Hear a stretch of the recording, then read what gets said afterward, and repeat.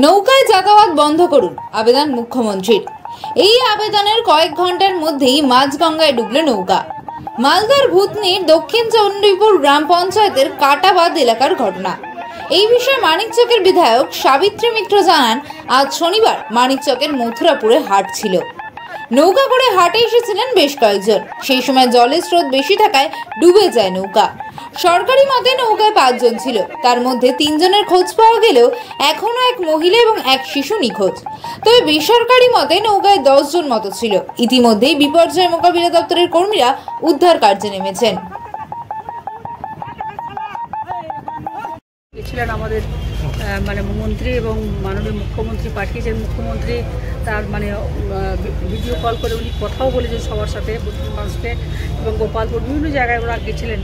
Just আমি ওনারা একটু আগে ছিলেন, আমি ত্রাণগুলো দিতে বললাম, লাইন দিয়ে রেশন দরকার ছিল তো দিয়েছে। এমনি রেশন টেশন সমস্ত ব্যবস্থা আছে সরকারিভাবে। হঠাৎ কয়েকদিন ধরে যেটা হচ্ছে কিনা, একটা স্রোত আছে একটা জায়গা কাটাবাদের কাছে, ওইখানটাতে নৌকা কিন্তু স্লিপ করে আছে। প্রথম দিন টিএমদের নৌকা এরকম অবস্থা, যেটা হচ্ছে ওখানে একটা নৌকা আসছিল। আজকে হাটবার আছে, শনিবার, তো মথুরাপুর হাটের জন্য আসছিল। আমরা নৌকাতে সবসময় বেশি উঠতে বারণ করছি, কিন্তু মানুষ তো শুনছে না। আগে যাওয়ার জন্য কিছু লোক নৌকায় উঠেছে। এখন আমাদের কাছে সরকারিভাবে খবর আছে 5 জন ছিল, 3 জন পাওয়া গেছে, 2 জন পাওয়া যাচ্ছে না, মহিলা এবং শিশু। এবং আরও কিছু আমাদের কাছ থেকে যেটা খবর আসছে, আবার যে 10-12 জন পাওয়া যাচ্ছে না। কিছু লোক উঠেছে, 6-7 জন, আরও হয়তো 10 জন হবে, হয়তো আরও বলছেন যে কিছু লোক গাছ ধরে আছে। এইটা স্পটে যারা আছে সেখান থেকে খবরটা পেয়েছি 5 জন ডুবেছেন। নৌকাতে 5 জন থাকলে ডুবার চান্স কম আছে। যদি কাটাবাদের স্রোতের কাছে নৌকাটা যায়, যদি নৌকা যদি স্পিড বোট যদি খারাপ হয়ে যায়, তাহলে ওখানে ওটা কিন্তু ঢুকে যাবে একদম। আমি জানি না কী হয়েছে, সমস্ত রকমভাবে সিভিল ডিফেন্স ওখানেই আছে, লোকজন ওখানেই আছে।